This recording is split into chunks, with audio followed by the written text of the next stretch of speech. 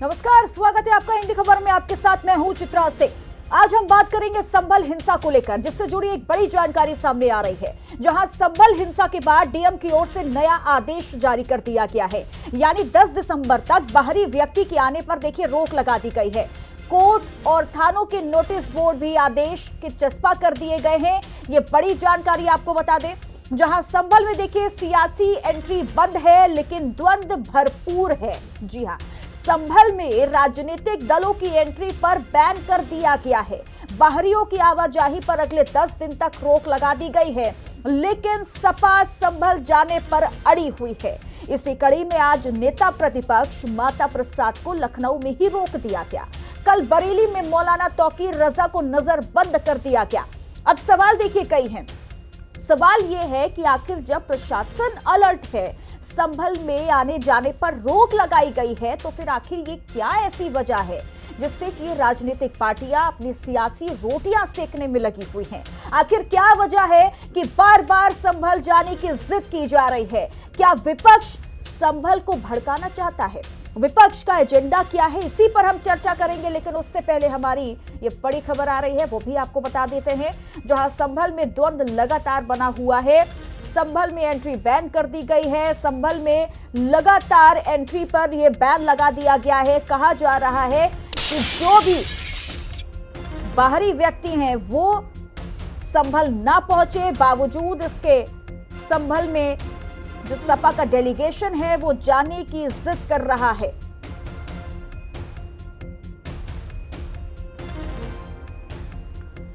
तो संभल हिंसा पर देखिए शांति बहाल हो चुकी है, बावजूद इसके लगातार सियासी एंट्री जो है संभल में वो बनी हुई है। संभल हिंसा के बाद डीएम का नया आदेश आ चुका है कि 10 दिसंबर तक बाहरी व्यक्ति के आने पर रोक लगाई गई है। कोर्ट और थानों के नोटिस बोर्ड आदेश चस्पा कर दिए गए हैं।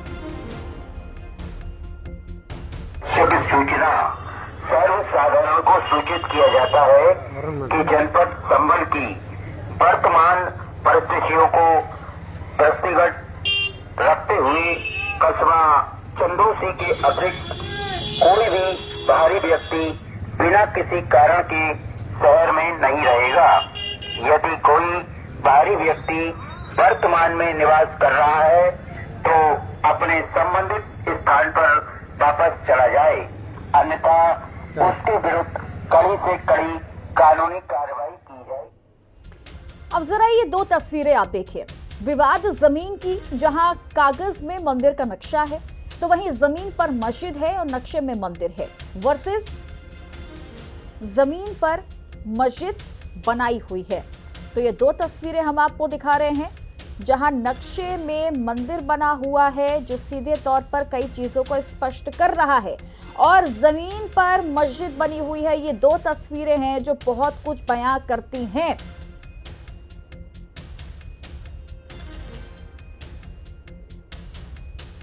तो संभल हिंसा का जो मामला है वो लगातार देखिए बढ़ रहा है। हम लगातार आपको उन तस्वीरों से भी रूबरू करवा रहे हैं, जिसके जरिए कई मायने इस पूरे मामले के निकाले जा रहे हैं। ये दो तस्वीरें जो वर्सेस में चलाई जा रही हैं, जहां नक्शे में मंदिर जो है वो नजर आ रहा है, दूसरी ओर जमीन पर मस्जिद बनाई गई। ये दूसरी तस्वीर हम आपको ये दिखा रहे हैं।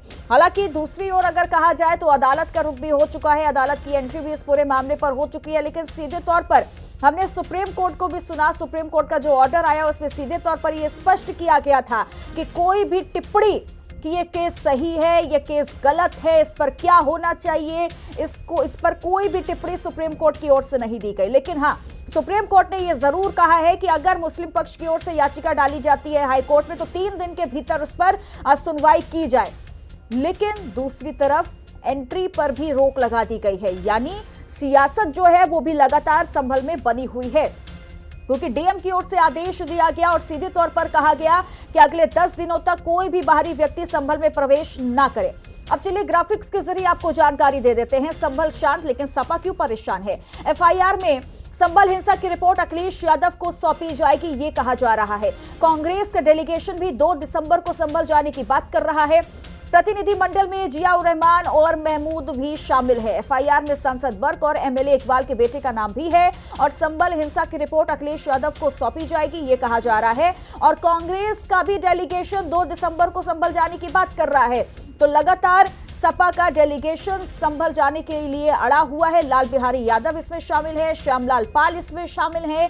इसके अलावा वो तमाम नेता, हरेंद्र मलिक का भी नाम डेलीगेशन की लिस्ट में लिखा हुआ है। रुचि वीरा भी संभल जाने की जिद में है, यानी डेलीगेशन में शामिल हैं।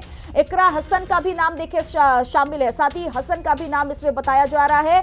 साथ ही साथ जियाउर रहमान बर्क जो कि सांसद हैं, जिनका नाम भी देखिए इस पूरे हिंसा में सामने आया, उनका भी नाम है। नीरज मौर्य, कमाल अख्तर के अलावा वो तमाम नाम है। रविदास मेहरोत्रा का भी नाम सपा डेलीगेशन में है। नवाब इकबाल महमूद का भी नाम सपा डेलीगेशन में है। पिंकी सिंह यादव का भी नाम लिया जा रहा है, साथ ही असगर अली अंसारी के साथ साथ ये तमाम ऐसे लोग हैं जो सपा का डेलीगेशन ये है। जयवीर सिंह यादव जो संभल जाने की जिद पर अड़े हुए हैं। अब मेहमानों से रूबरू करवा देते हैं। संजय सिंह जुड़े हैं, प्रवक्ता हैं बीजेपी पार्टी के। रविंद्र सिंह जुड़े हैं, प्रवक्ता हैं समाजवादी पार्टी के। प्रभात कुमार जुड़े हुए हैं, प्रवक्ता है कांग्रेस पार्टी के। और दिनेश सिंह गेट हमारे साथ जुड़ेंगे थोड़ी ही देर में, जो कि राजनीतिक विश्लेषक है। लेकिन सबसे पहले मैं शुरुआत करना चाहूंगी रविंद्र सिंह जी आपके साथ, क्योंकि जब डीएम का ये आदेश आ चुका है कि अगले 10 दिनों तक कोई भी बाहरी व्यक्ति संभल में प्रवेश ना करे, सीधे तौर पर एंट्री पर बैन लगा दिया गया है, तो ऐसी क्या मजबूरी है, ऐसी क्या जरूरत है, ऐसी क्या वजह है कि सपा का डेलीगेशन अड़ा हुआ है संभल जाने को लेकर? अगर कार्यपालिका के पास अधिकार है तो विधायिका के पास भी अधिकार है। हमारे 5 विधायक और 4 सांसद वहां जाना चाहते हैं तो उनके भी अधिकार हैं। विशेषाधिकार का उत्तर प्रदेश पुलिस हनन कर रही है। संभल को उसने उत्तर कोरिया बना दिया हुआ है, इसलिए हम वहां जाना चाहते हैं। वहां का स्थानीय प्रशासन साक्ष्य मिटाना चाहता है, झूठे साक्ष्य गढ़ना चाहता है, गवाहों को धमका रहा है और संभल की स्थानीय जनता को अवैध रूप से बंधक बना के रखा है। तो ये हमारी विधायिका का काम है कि हम इस चीज को जाके वहां पर तहकीकात करें। अगर नहीं करने देंगे तो पिछले साल देख ले कि पिछले साल मानसून सत्र में उत्तर प्रदेश विधानसभा को 1 दिन के लिए न्यायालय बनाया गया था और 6 पुलिसकर्मियों को 1 दिन के लिए जेल की सजा सुनाई गई थी। हमारे जनप्रतिनिधियों का विशेषाधिकार का हनन करेंगे, हम विशेषाधिकार लेके आएंगे और बताएंगे किस तरीके से इन्होंने षड्यंत्र करके, फिर रिपीट कर रहा हूँ, साक्ष्य मिटाने, झूठे साक्ष्य गढ़ने, गवाहों को धमकाने और संभल की जनता को अवैध रूप से बंधक बनाने। किसने बनाया है बंधक? संभल की जनता को बंधक किसने बनाया है? वहाँ के प्रशासन ने। पहले तो बताता हूँ, वहाँ पर जो मिस्टर कमिश्नर हैं ये डेपुटेशन पे हैं। पहले यहीं पर उत्तर प्रदेश में ही ये डीएम बन के आए और डेपुटेशन पे आए हुए आदमी को उत्तर प्रदेश सरकार ने प्रमोट कर दिया। ये गजब का खेल है। अरे जिस कैडर कहते हैं वहां जाते वो प्रमोट होते। उत्तर प्रदेश सरकार ने प्रमोट किया तो उनको रखा गया इसी काम के लिए, जो आपने प्रश्न पूछा, इसी काम के लिए उनको रखा गया कि जनता को बंधक बना के रखे और दंगे करावे। तो जब हम अगर प्रशासन का काम है, ठीक है रविंद्र जी, मैं ये समझना चाहूंगी कि अगर ये प्रशासन का काम है कि भाई जो व्यवस्था है वो थोड़ी सी चाक चौबंद रहे, सुरक्षा व्यवस्था को हम थोड़ा दुरुस्त कर ले, जो दंगा हुआ, हिंसा हुई वो दोबारा से ना हो, जो कि सुप्रीम कोर्ट ने भी कहा। प्रशासन राज्य सरकार को ये आईना दिखाया है। मैं इस पर भी सवाल करूंगी कि जो ये हिंसा दंगा हो रहे हैं इस पर भाई रोक लगाई जाए, रोक लगाना जरूरी है। आपको जब आप लोग ये बात मानने को तैयार नहीं है, डीएम का आदेश मानने को तैयार नहीं है, तो मुझे लगता है वो नकाबपोश क्या मानेंगे फिर? वो नकाबपोश तो वही जांच करने जाना चाहते हैं। वो नकाबपोश से या कमिश्नर द्वारा तो सपा का डेलीगेशन जांच करेगा या कमिश्नर द्वारा भेजे गए गुंडे थे। अब बता रहे हैं आपको सुप्रीम कोर्ट क्या कहता है। उत्तर प्रदेश में जंगल राज है। अभी परसों बताया है कि उत्तर प्रदेश की पुलिस सत्ता का आनंद ले रही है, उसे संवेदनशील बनने की जरूरत है। तो उत्तर प्रदेश में अराजकता है, या तो माननीय उच्चतम न्यायालय बार बार कह चुका है। उसने फिर कहा एक बार कि जब तक की अवमानना प्रक्रिया ना शुरू हो, उत्तर प्रदेश सरकार हमारे निर्देशों को नहीं मानती है। तो जंगल राज पहले ही है, तो सुप्रीम कोर्ट कह चुका है। ठीक है, मैं इसका जवाब ले लूंगी। ठीक है, मैं जवाब ले लूंगी उनसे। हमारे साथ जुड़े हुए हैं बीजेपी के प्रवक्ता भी जुड़े हुए हैं, संजय जी भी। लेकिन मैं ये जल्दी से ये बोलिएगा, आपने बोला कि वही जांच का विषय है, तो क्या जो संभल आप लोग जाने की जिद कर रहा है सपा का डेलीगेशन, तो क्या सपा का डेलीगेशन ही जांच करेगा संभल जाके? हाँ बिल्कुल, ये तो हमारा अधिकार क्षेत्र में आता है, विधायिका के चलिए, तो अधिकार मुझे क्षेत्र लगता है में कि आता है ये। प्रशासन की तरफ से जितने अधिकारी हैं उनको छुट्टी दे देनी चाहिए। संजय दे जी, छुट्टी, ठीक है छुट्टी संजय नहीं जी, दे रहे। ठीक है, मैं लौटूंगी, ठीक है। और भी कई सवाल है मेरे पास रविंद्र जी, और भी कई सवाल है मेरे पास पूछने के लिए।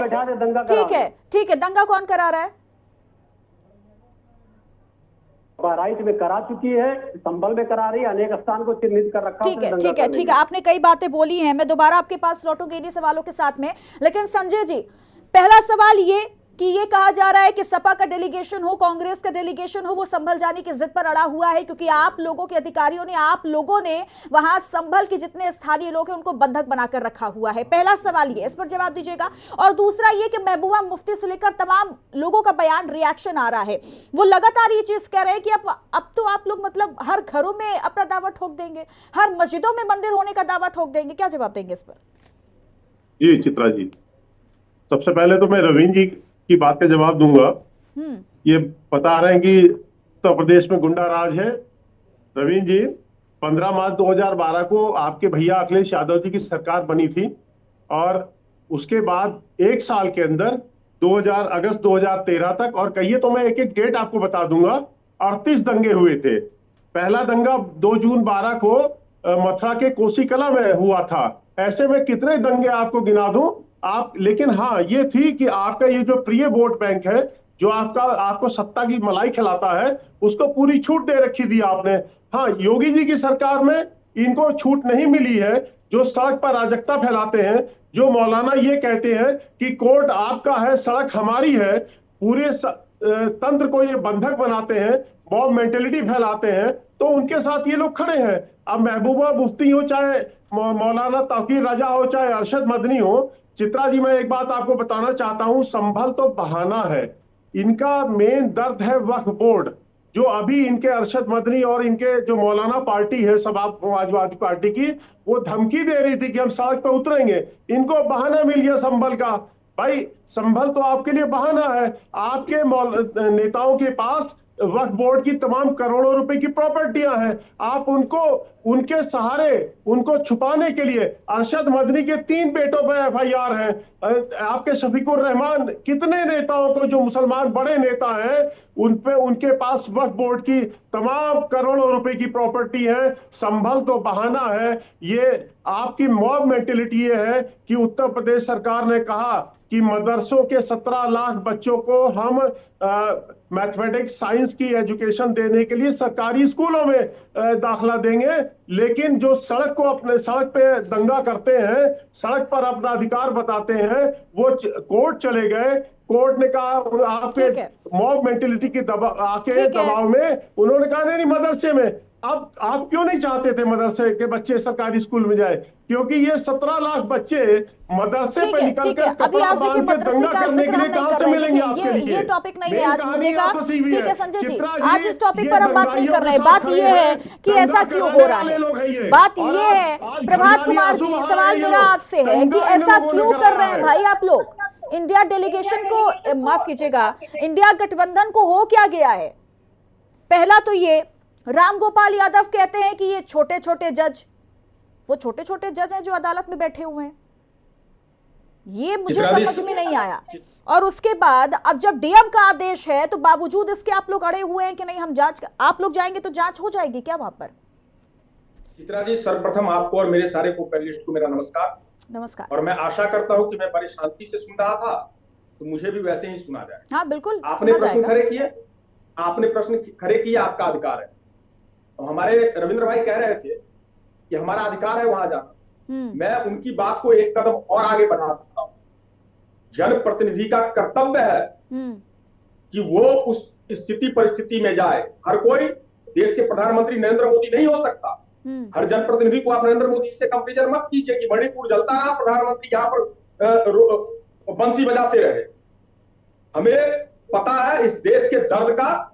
और ये अभी हमारे संजय भाई कह रहे थे संभल तो बहाना है। हाँ जी बिल्कुल, आपके शब्द ने ही घोषणा कर दी कि जो चरित्र आपने दिखाए हैं चुनाव के दरमियान, इलेक्शन कमीशन को हाईजैक करके, पूरा देश ने देखा।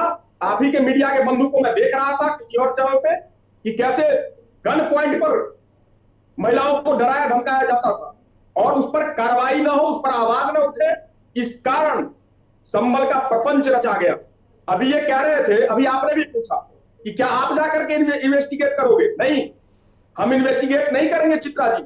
हमारा मानना है sympathy is better than gold. कम से कम हमारे देश के नागरिक है, उनके प्रति हमारी सहानुभूति, हमारी संवेदनशीलता होनी चाहिए। यह हमारा जनप्रतिनिधि होने के नाते पहला कर्तव्य है। अधिकार की बात मैंने अभी नहीं करूंगा। दूसरी, इन्होंने कहा 17 लाख मदरसे के लोग बच्चों को ये मैथमेटिक्स और साइंस पढ़ाने की बात कर रहे हैं। अरे शिक्षा का अधिकार आपने दिया है संजय भाई, 14 के बाद आया है क्या? हमने दिया है।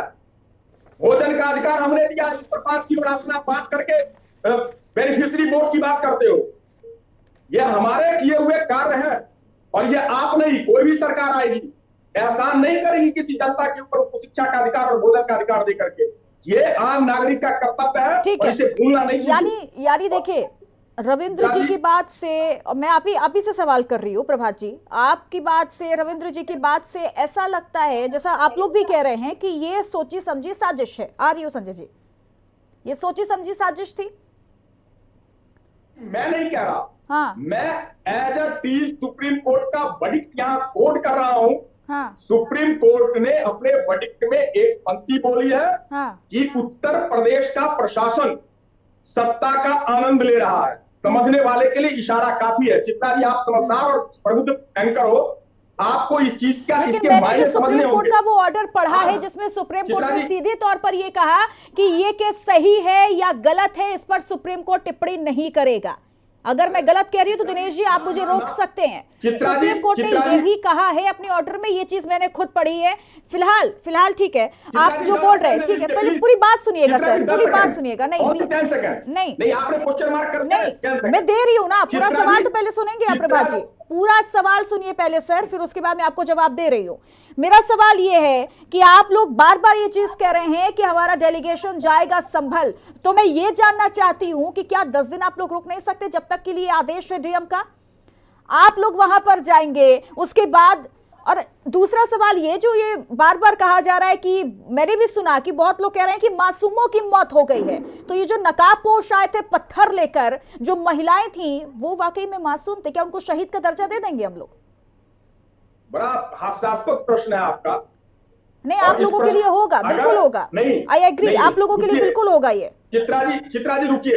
हास्यास्पद इसलिए कह रहा हूं कि इतने संवेदनशील विषय पर आपने ये हल्की टिप्पणी और हल्का प्रश्न किया है। आप हमसे पूछ रही हो शहीद का दर्जा। अरे ये सरकार का काम है चित्रा जी, ये हमारा काम नहीं है। और ये प्रशासन और सरकार तय मुझे तो आपकी बात से भी बहुत कुछ समझ में आ गया। ना रुकिए। ठीक है, देखिए मुझे आपकी भी बात से बहुत कुछ समझ में आ गया, और मैं कांग्रेस पर एक टिप्पणी जरूर करना चाहूंगी। ठीक है, मैं कांग्रेस पर इसीलिए टिप्पणी करना चाहूंगी कि यही वजह है कि उत्तर प्रदेश में 2% वोट बैंक आप लोग लेकर के आए, सिर्फ यही कारण है। दिनेश सिंह जी, ठीक है, दिनेश सिंह जी, छोटा सा प्रश्न आपके माध्यम से रविंद्र भाई से मैं करना, ठीक है, बीजेपी के प्रवक्ता से करना चाहूंगा, संजय भाई से। हाँ ठीक है, जल्दी। जब 1991 प्लेसी जो वर्सिप एक्ट कहता है, जो वर्सिप एक्ट के अंदर कहा गया है कि कैरेक्टर चेंज नहीं होगा, तो ये जो सर्वे की प्रक्रिया है, इस सर्वे के बाद क्या उस प्लेस का, स्पेसिफिक प्लेस का कैरेक्टर चेंज करवाओगे आप? और सुप्रीम कोर्ट ठीक है, आपने क्वेश्चन कर लिया ना, रुक जाइए आप, जल्दी से जवाब दे लीजिए। छोटा सा एडिशन है, जल्दी कंप्लीट करिए ना। सुप्रीम कोर्ट ने 2 बरस पूर्व भारत सरकार से कहा था कि इस पर आप अपनी स्थिति स्पष्ट करें। 2 बरस से भी बहुत कुछ हुआ था, आपकी की सरकार थी ना, क्या कुछ हुआ था? राजीव गांधी का 360 डिग्री में घूम जाना, वो सब हमको याद है। देखिए ठीक है, वो सब हमको याद है। ठीक है, आपने क्वेश्चन किया ना, अब जवाब में ले लेती हूँ संजय जी से, जल्दी से संजय जी। देखिए चित्रा जी, प्रभात जी या हमारे और जो सांप्रदायिक मित्र हैं जो मुस्लिम वोट बैंक के लिए कुछ भी करने के लिए तैयार हैं, उनको मैं एक बात बता देना चाहता हूँ। सुनिए प्रभात जी, बीच में क्यों बोल रहे हैं प्रभात जी? सुनिए ना, आप लोग बहुत सांप्रदायिक हैं, आप जरा बोलिए, सुनिए, बेचैन मत होया करिए, सच बात से बौखलाया मत करिए, बौखलाया मत करिए, सच बात से, सच बात से बौखलाइए नहीं। संजय जी, वो चाहे जो भी हो, देखिए मेरे सभी से रिक्वेस्ट है, अपनी बात रखिए लेकिन शांति और मर्यादा के साथ रखिए। चित्रा जी, मैं उनकी आवाज कम कर दीजिए। चित्रा जी, ये 1991 वर्शिप एक्ट कि बहुत बात करते हैं। गए तो थे कोर्ट में ये लोग, सुप्रीम कोर्ट ने क्यों नहीं रोक लगा दी? ये तो रोक लगाने गए थे कि किसी पे सुनवाई नहीं होगी, इसको मट्टी खाते में डाल दीजिए। सुप्रीम कोर्ट ने कहा नहीं नहीं सुनवाई होगी। दूसरी बात देखिए, इन्होंने ही, कांग्रेस ने ही धोखा किया है वर्शिप जो 1901 एक्ट के, उसको गंभीरता से अगर देखिए, उसमें एएसआई प्रोटेक्टेड मॉन्यूमेंट उस एक्ट में नहीं आता है।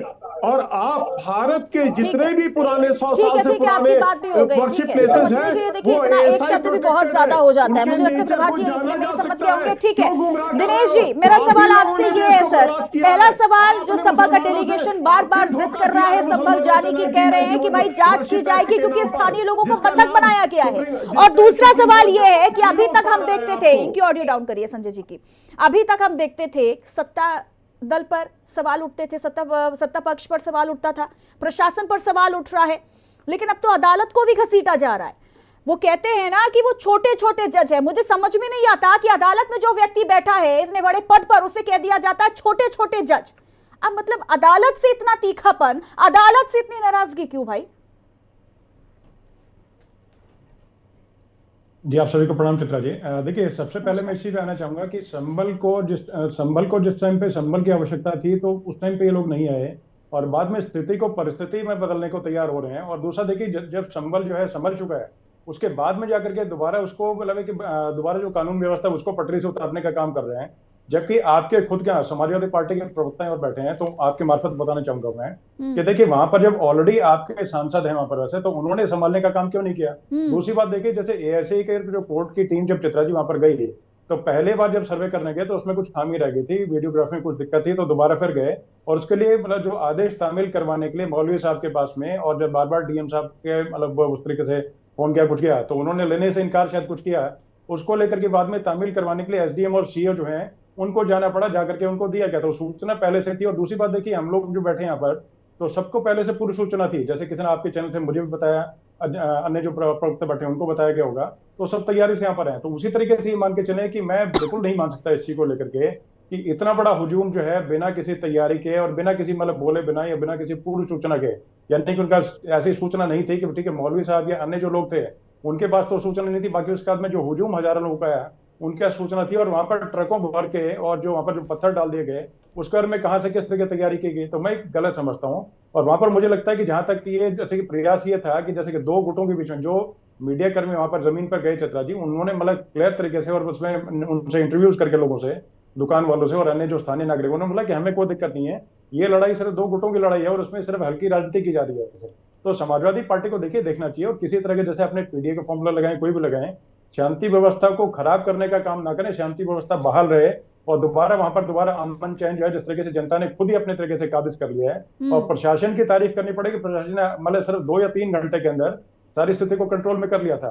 और वहां पर देखिए सपा सांसद थे, वो उनको खुद खड़े होकर के चीजें साथ साथ करनी चाहिए थी। और दूसरी बात जैसे कि आपने बताया, जैसे कि मतलब कि जैसे विपक्ष के द्वारा जैसे कि प्रश्न चल लगाए गए कि छोटी अदालत या निचली अदालत, तो देखिए न्यायाधीश होता है चाहे सरपंच होता है, सरपंच कोई भी होता है या न्यायाधीश, जैसे कि जो न्यायपालिका में जो व्यक्ति बैठा तो छोटा कभी हो नहीं सकता, क्योंकि वो वहां पर उसके सर पे और उसके कंधे पे ये बोझ है कि उस टाइम पे किस तरीके से उसने दोनों पलड़ों को बराबर के तराजू में मतलब बराबर करके और देखिए मुझे लगता है और मुझे लगता है रविंद्र जी कि अदालत का फैसला जो है ना वो सिर माथे लेना चाहिए, ये नहीं मीठा मीठा गप गप कड़वा कड़वा थू थू, बिल्कुल ऐसा नहीं होना चाहिए। और जो उन्होंने बयान दे दिया रामगोपाल यादव ने, उस पर आप क्या बोलेंगे रविंद्र जी? जल्दी से जवाब दीजिए क्योंकि समय कम है।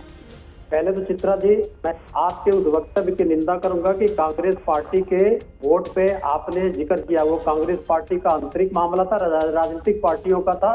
तो ऐसे में बहुत चीजों में आंतरिक मामला होता है, लेकिन तब भी आप लोग कूद पड़ते हैं। आपने तो वहां पर समाजवादी पार्टी कांग्रेस पार्टी को भी बोला जाएगा ना सर? आप गलत हैं, आप हमारी पार्टी ठीक है, आप लोगों के नजरिए से पूरा संसार गलत है, लेकिन आप सही हैं। आप टिप्पणी करिएगा कांग्रेस पार्टी पे? नहीं, ठीक है, आप जवाब दीजिए ना, मैंने आपको जो क्वेश्चन किया है उस पर जवाब दीजिए ना। अपने नेता के बयान पर आप जवाब नहीं देंगे क्या? अब आपको जवाब, वो छोटे छोटे जज हैं। सुनिए, पहले जवाब सुनिए। एक एक्ट है न्यायाधीश जांच अधिनियम 1968, यह नियम इसलिए बना कि जज लोग भी भ्रष्टाचार कर सकते हैं, अपराध कर सकते हैं, इसलिए यह नियम बना। अगर ये नियम नहीं बना, अगर ये नियम नहीं रहा था तो मान के चला जाता। सुप्रीम कोर्ट ने 2015 में कहा कि अब आप सुप्रीम कोर्ट के जज और हाई कोर्ट के जज की भी जांच मांग कर सकते हैं। तो क्या जो ये नियम बना हुआ है और जो सुप्रीम कोर्ट ने डिसीजन दिया वो गलत अभी है? देखिए यहाँ पर संभल पर बवाल है, और लेकिन मैं संभल अजमेर पे कह रहा शरीफ हूं। को लेकर के भी देखिए अब जो नोटिस जो है, सुन जो लीजिए, पहले याचिका आपने देखो प्रश्न इशू हो पूछा, चुकी भागने है। लग गई। क्या अभी ऐसा आप- लगता आप- है, अभी आप ऐसा टिप्पणी लगता कर है, दीजिए। मेरा सवाल आप सभी से है, टिप्पणी किसी कर एक दीजिए, व्यक्ति कांग्रेस से मेरा पार्टी और सवाल नहीं समाजवादी है पार्टी कि के। अगर संभल में 5,000 लोग उतरे तो सुनने क्या के- अजमेर सुनने- शरीफ में 50,000 लोग उतर आएंगे? अगर संभल में पत्थरबाजी हुई तो क्या अजमेर शरीफ में भी वही चीज होगी? और सब आप लोग कहते हैं कि भाई सर्वे को लेकर गलतफहमी फैलाएगी कि मस्जिद तोड़ी जा रही है, तो पहले सर्वे में क्यों नहीं हुआ भाई? पहले सर्वे में भी तो हुई, यही गलतफहमी होनी चाहिए थी ना। अगर आप लोग ज्ञानव्यापी काशी, मथुरा, अयोध्या को लेकर के सवाल करते हैं तो मुझे लगता है आपको इस्लाम को लेकर के भी सवाल करना चाहिए। फिर ये इतना भेदभाव क्यों करते हैं आप लोग? बहुत बहुत शुक्रिया आप सभी का मेरे साथ चर्चा में जुड़ने के लिए। वक्त मेरे पास कम है, माफी चाहूंगी दिनेश जी। तो लगातार संभल हिंसा पर सियासत जो है वो लगी हुई है। हालांकि हिंसा रुक चुकी है, शांति वहां पर बनी हुई है, सुरक्षा बल भी तैनात हैं, लेकिन जो सपा का डेलीगेशन है वो जिद पर अड़ा हुआ है डीएम के आदेश के बाद भी कि हम संभल जाएंगे और वहां जांच करेंगे, क्योंकि स्थानीय लोगों को बंधक बनाया गया है। क्या होगा आगे, आने वाला वक्त ही बताएगा। चर्चा में बस इतना ही। बने रहिए हिंदी खबर के साथ। नमस्कार।